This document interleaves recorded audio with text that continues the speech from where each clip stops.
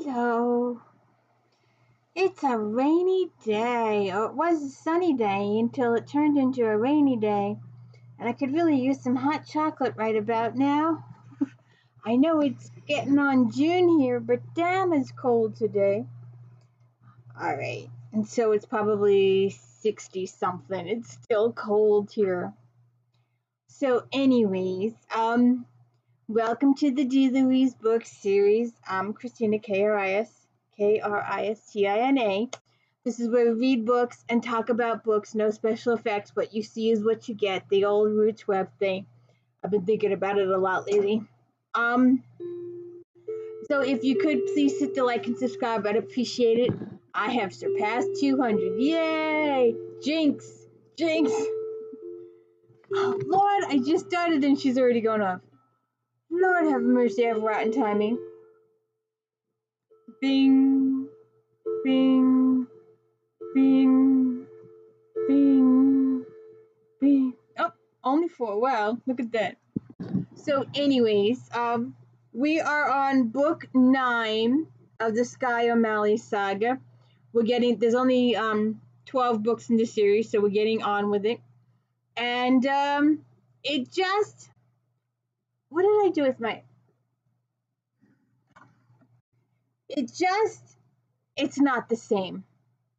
It's just not the same. I just am not having, let me just get this. It's just not the same.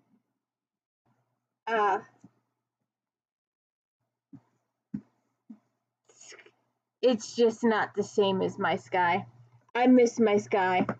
I really do. But she's been gone quite a while now. So we're into the grandchildren. And it's not the same. It just doesn't draw me in. It just doesn't hold my attention like the others did.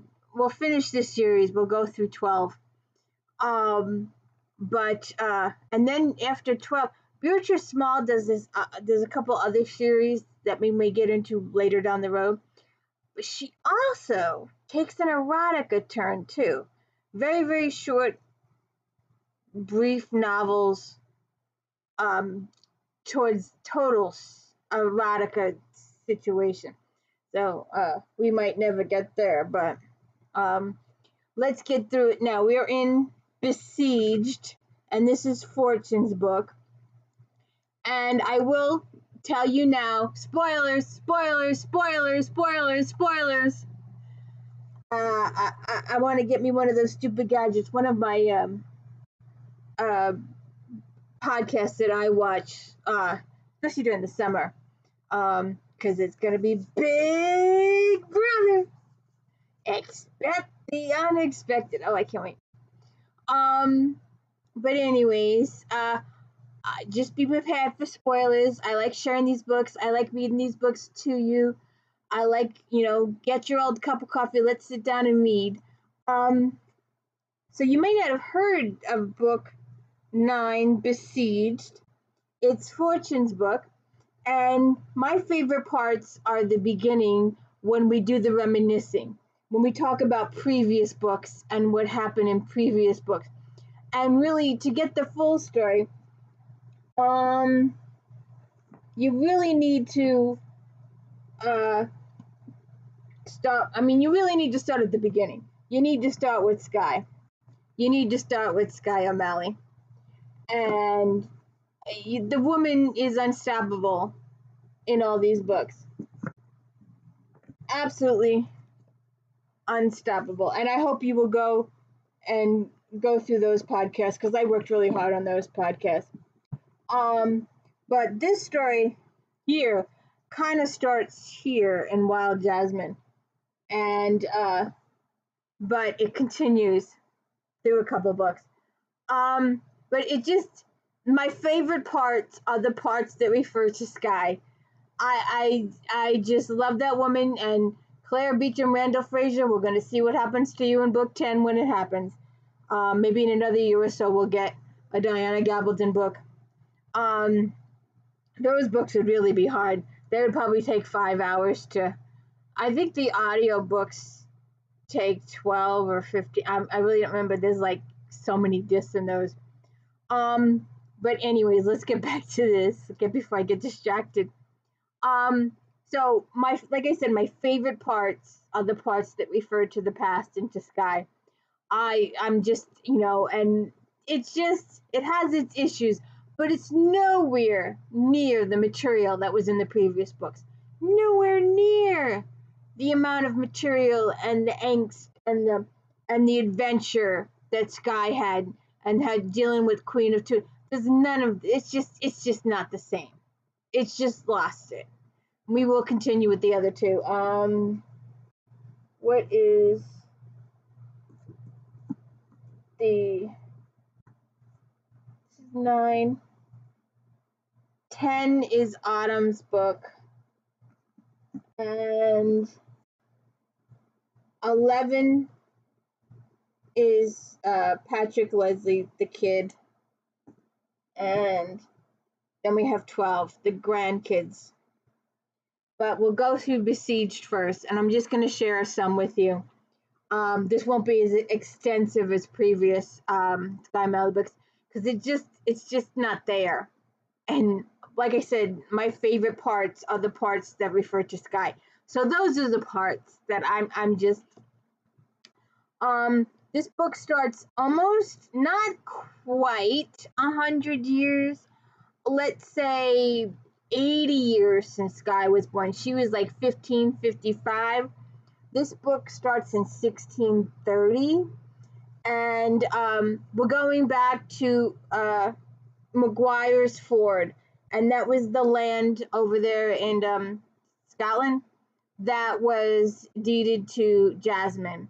And we all know that Jasmine had been married to Lindley, and he died. He got shot, and she had this incident, and her servants decided that Rory Maguire would help her through the incident. And Jasmine has no knowledge of it. No one has any knowledge. Well, Sky knew, but she's deceased now, so there's no one to tell.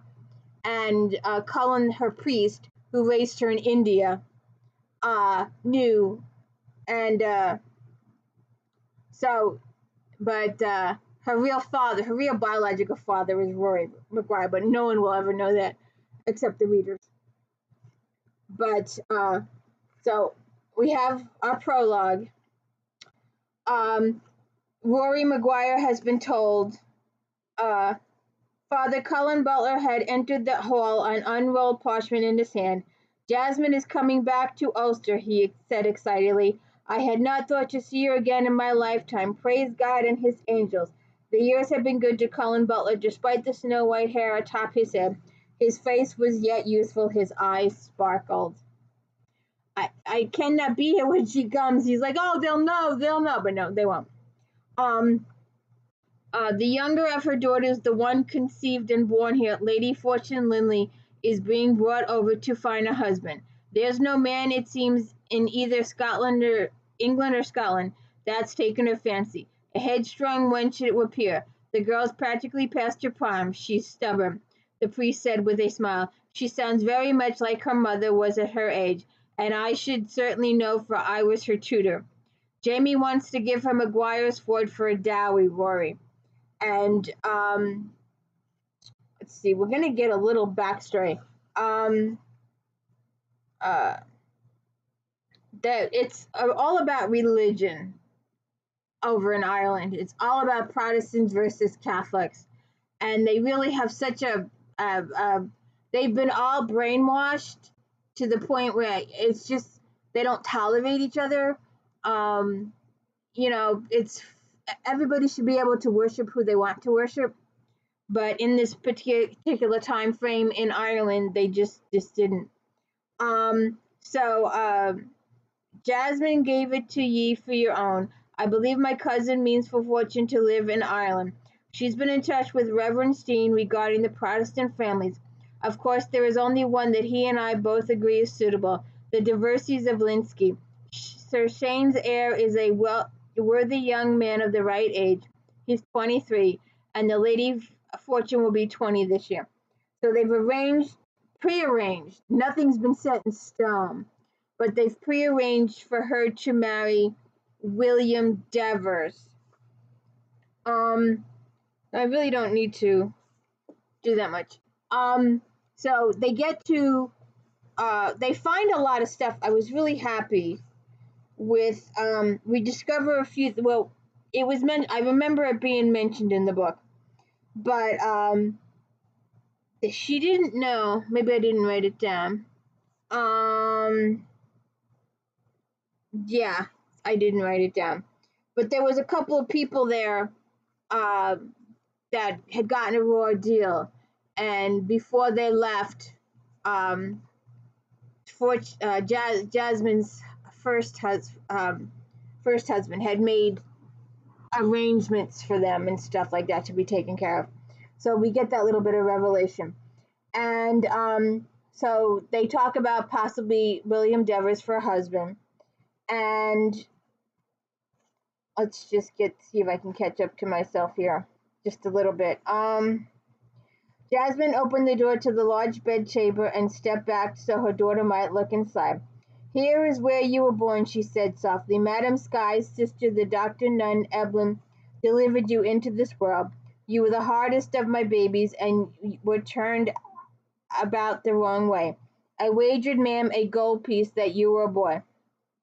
"Were you disappointed?" asked Fortune, who had never heard the story. "Nay, how could I be? You were a perfect little girl with your grandfather's mole just below your left nostril, above your lip. But far more important, you were your father's last gift to me. Fortune and I loved him very much. You, Indian Henry, were all I had left of Rowan Lindy, along with some sweet memories. It was the greatest legacy I ever received." "What happened to my grand aunt Eblin? Is she still alive?" "Nay, Poppet. Evelyn O'Malley got her soul, died 2 years after you were born." We had gotten some of that information in previous books. So they talk about William Devers, and they tell her that if she doesn't want to, if she doesn't like him, that she doesn't have to marry him. So they go through that, and then they meet Colin Butler. So my cousin, Colin Butler, knows of him. The Reverend Mr. Steen knows him. They feel he's the most suitable and eligible candidate for your hand, Poppet. Perhaps he is, and perhaps he isn't. Only time will tell. We shall see what we shall see. And so they come out. Colin Butler arrives, and he says, "And look at you, Yasmine Kama Begun.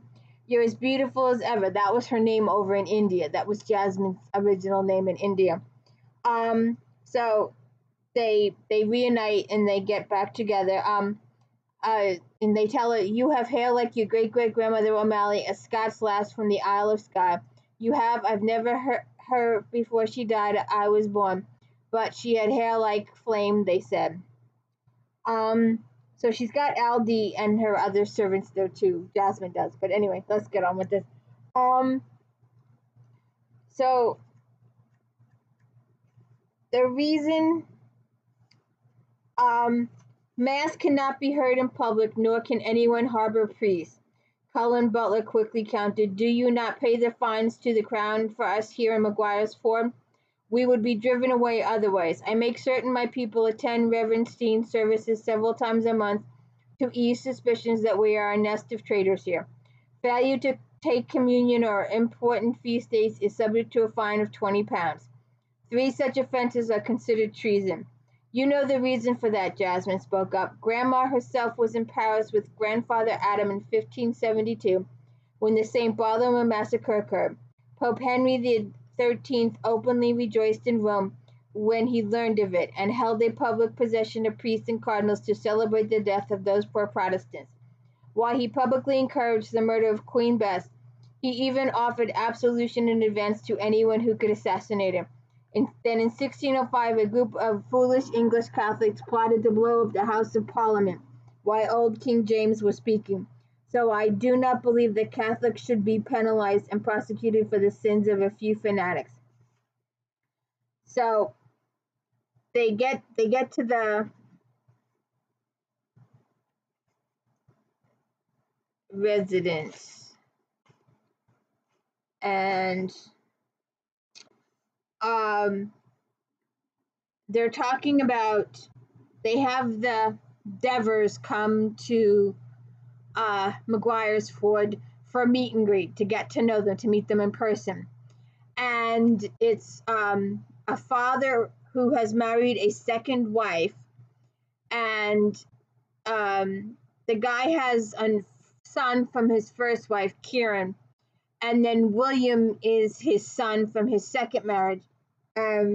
Because of his wife's manipulations and a whole bunch of politics, he had to disown the first son because he wouldn't convert to be a Protestant. He likes being, no, he's Catholic.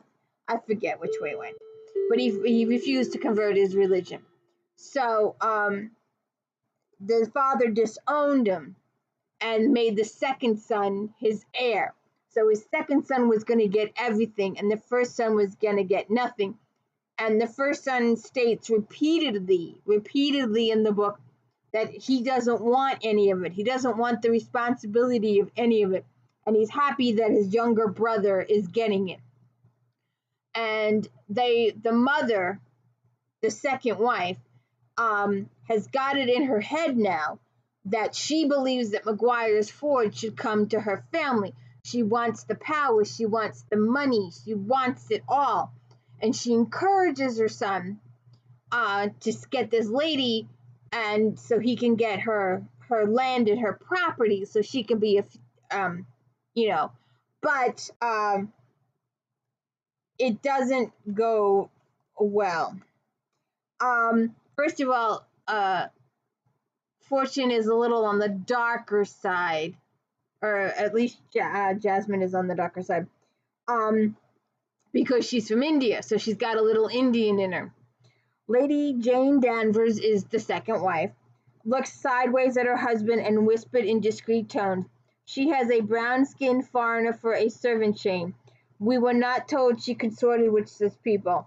If the man holds a position of such importance in the Duchess household, Jane, then he must be a person worthy of her trust and the Duke's. Now shut your mouth." And so I don't like these people at all. I don't like them at all. They're evil. The mother and the son are absolutely evil, and he doesn't believe that a wife should be educated. She's to keep house. He doesn't care if she knows how to read, because she's not the one to be keeping accounts or doing any financial stuff. He doesn't want it. He wants her barefoot and pregnant in the house and take care of the household, and she doesn't know how to read, needs to know how to read to do all that stuff in his mind, in William's mind.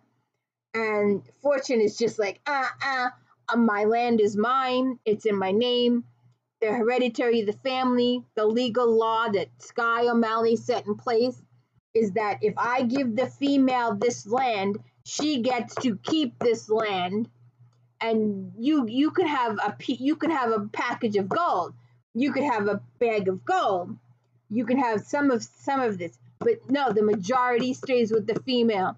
And he's like, well, she can't manage her own stuff. And they go, yeah, she's been managing it for over 10 years now. So, and she has her own property, she has her own ships. So, I mean, each child is financially situated. And the females will give a dowry to the guy, but under no circumstances do they touch the land. The land will go to the kid, whoever the wife chooses. And William is just like, he's very bigoted and racist and controlling, and he's got these ideas, and it's just horrible. And I just hate these people right off the bat. And they're just, so that's that. And then the father, they get upset when they're telling, Jasmine is telling them about her family and her kids. And she says, she had 2 kids, 3 by Lindley, 2 girls and a boy, 3 boys and a girl who died by my Jamie. And of course, my son, he was child of the late Prince Henry. She had a brief affair with him. It might have been worked out that she probably could have married him, but because of certain politics, she couldn't marry the potential future king. But she does have a son, and he is recognized as a legitimate child of the relation to the king. And Mrs. Danvers is like, "You bore a bastard." Jane Danvers was pale with shock. "Madam," her husband thundered, mortified by her words. "The royal stewards has always been generous with their favors, haven't they, Jamie?" Jasmine said brightly. "Besides, no offspring of a royal steward is considered tainted goods. The king adores his nephew, Lady Jane. Charlie has been welcome at court since his birth, and treated like any steward king by the royal family. His grandfather was so pleased with his birth, he was the old king's first grandchild, that he said he would raise my grandfather de Mosco's earldom to a dukedom the day Charlie inherited, and so he did." So there. So then, when she calls the priest cousin, the Lady Jane goes off again, and it's just they decide that they will tell William that Fortune has decided that she will not marry him at all, and the mother convinces him there's this other chick that has loved him since childhood, and he should marry her. She will love him, and he agrees to marry this other chick, but he still is thinking of Fortune and all the different ways he can get Fortune, and the manipulation and his hatred and all this stuff just grows, and they go away. So the family, the Devers, leave town so he can get to know this chick again and prepare for a marriage for this chick. And while he's gone, Kiernan, the older brother, starts a relationship with Fortune and falls in love, and they decide that they will marry. And they decide, they date, whatever, they have a little bit of a romance, whatever. But when the family comes back, they have to pretend just, to be neighbors or whatever. But when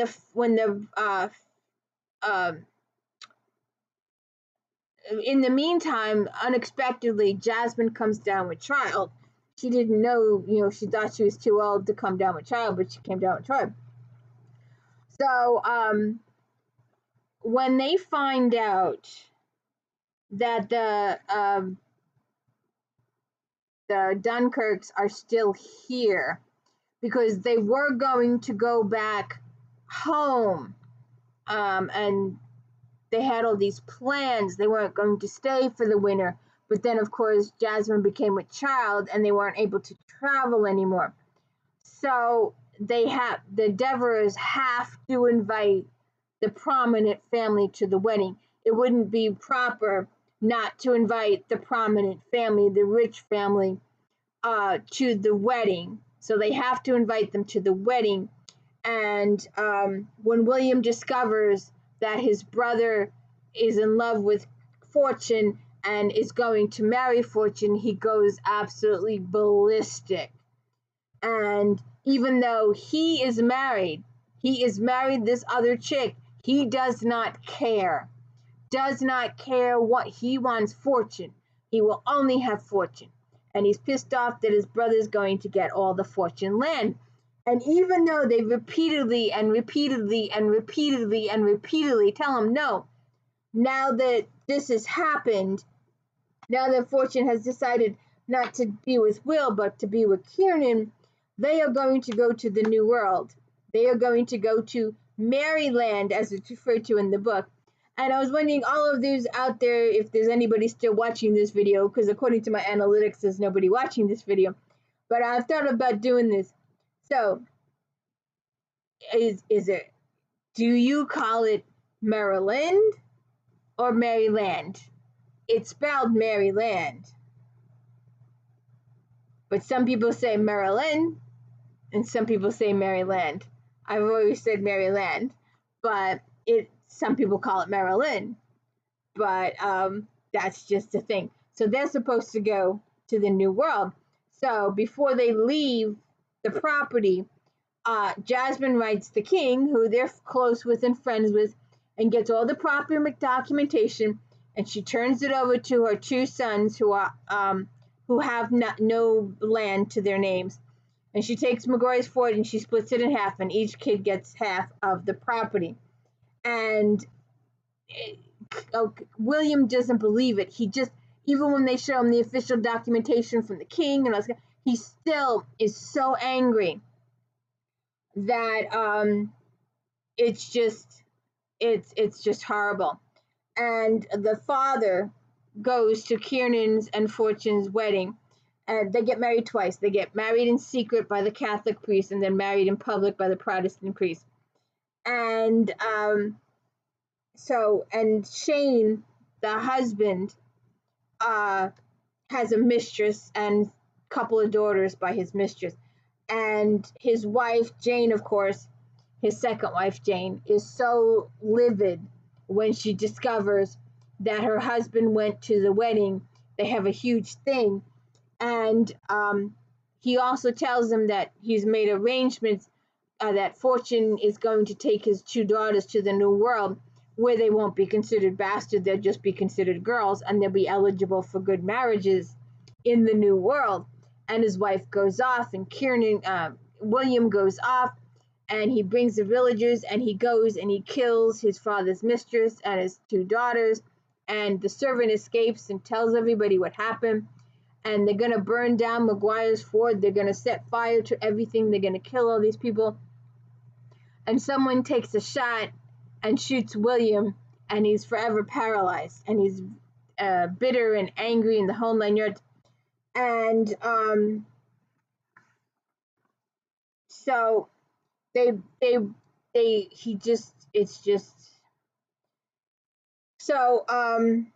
Jasmine gives birth, and they make preparations to go to the New World, and they're going to go with George Calvert, but there's some delay. They got to get situated and all this kind of stuff. And it's just, they get some complications. They get some stuff goes on. But you can check it out. I took all these notes, but I'm just getting past it. It's just, there's a couple of good references to SKYE and Court. Oh, and Jasmine named her new child Autumn. And I believe that's the next book. And we'll get to it down the road. I've got a new author I want to try. So try Besieged. You really need to read the earlier ones to follow the storyline. And they're just hold your attention and grab you. SKYE or MALLEY is just the absolute best. I could reread those books forever. So if you could please hit the like and subscribe and let me know I'm doing a good job. And I look forward to join me every day. Don't forget about Star Trek recaps every Friday. And every Friday afternoon, if you like this author, then maybe you like that author. I started out with the Bridgertons, so please check that out. If you like the Bridgertons, then you might like Joanna Lindsay's Mallory's, Stephanie Lawrence Sinster's, Mary Baylow's. She has 2 different sagas going on over there. So there's just quite a few of those to check out. And of course, Flashback Monday, where we talk about all different kinds of mystery, romance, historical romance, contemporary romance, inspirational, mystery, suspense, harlequin, erotica, all of it. So please check those out. And please hit the like and subscribe, and I hope you enjoyed this book. It was good. Not as good as the rest of them, but good. Enjoy. Have a good evening.